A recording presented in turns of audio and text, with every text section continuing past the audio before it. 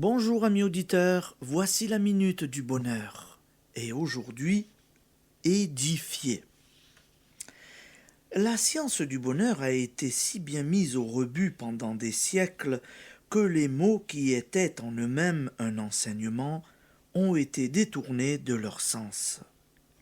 Il vous suffira de leur rendre leur valeur primitive pour vous persuader de la profondeur et de l'efficacité des lois de la pensée créatrice. Voyez le mot édifiant.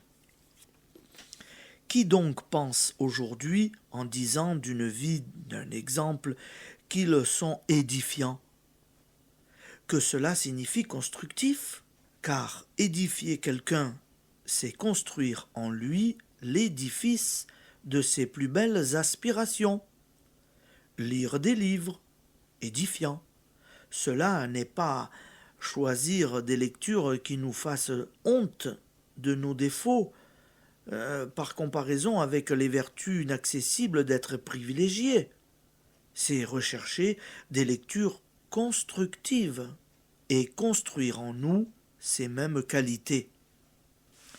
La vague de malignité a été telle que ce mot splendide, constructif, est passé dans l'usage courant avec un sens exactement opposé.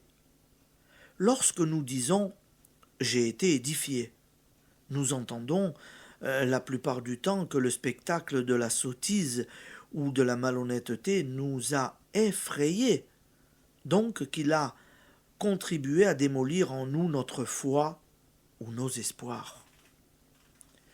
Nous avons affaire, pour remonter la pente du pessimisme, organisé, mais qu'importe. Qui donc reculerait devant un si beau travail? Ne dites pas que vous ne pouvez que fort peu en ce qui concerne le monde. Accomplissez votre tâche. Prêchez l'exemple. Seule la vertu de l'exemple est efficace lorsqu'il s'agit de convaincre les incrédules et laissez agir dans l'invisible les forces constructives, édifiantes que vous mettez ainsi en action. J'ai lu, je ne sais où, qu'il faudrait des mois pour nettoyer une ville comme Paris, mais que tout serait propre en 30 minutes si chaque habitant balayait devant sa maison. Telle est l'émulation que vous devez créer. Application. Soyez édifiants, soyez constructifs pour tous ceux qui vous entourent, par tout ce que vous faites, par tout ce que vous dites, par tout ce que vous êtes.